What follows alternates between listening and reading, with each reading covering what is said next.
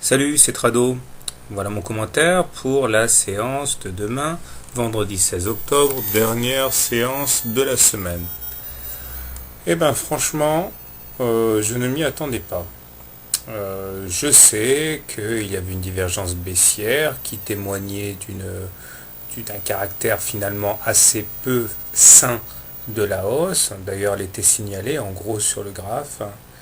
Il y avait également le fait que j'avais hier tracé un canal jaune et les Fibonacci au cas où, mais je pensais vraiment pas que ces supports allaient être mobilisés.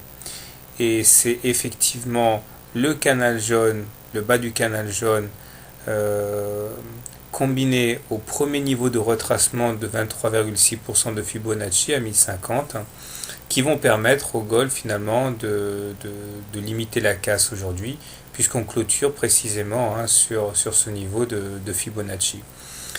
Comme quoi, ceux qui ont tenté le trade short, eh bien, doivent être bien contents, même si je ne vois pas comment on aurait pu décemment oser faire un short pareil.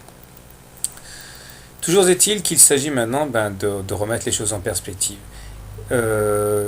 Même si cette chute d'aujourd'hui est surprenante, elle est à mon sens assez souhaitable.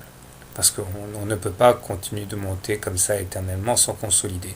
Jusqu'où peut-on envisager cette consolidation? Eh bien, tout naturellement, on peut descendre d'un étage les Fibonacci et espérer ou attendre un retour sur les 1038.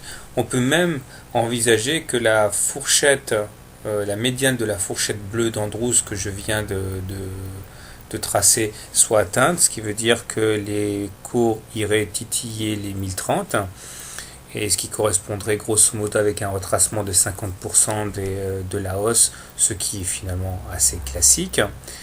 Ou alors un simple contact sur les 1043, le support des 1043 pourrait éventuellement suffire, mais je n'y crois pas trop.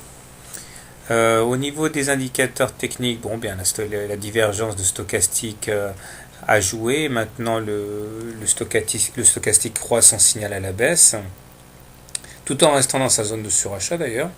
Le momentum décroît et le MACD également adopte une pente négative tout en restant dessus de son signal.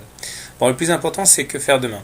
Alors si on envisage que la baisse est terminée, eh bien on peut rentrer long maintenant, un trade long avec pour objectif un ralliement des plus hauts à un stop loss en dessous des plus bas du jour. Si par contre on estime que c'est bien vers le bas qu'il faut descendre, on peut tenter de jouer le ralliement de la médiane de la fourchette bleue, donc aux alentours de 1030 avec un stop loss au-dessus des plus hauts, c'est-à-dire 1070. Le ratio gain-risque n'est pas génial.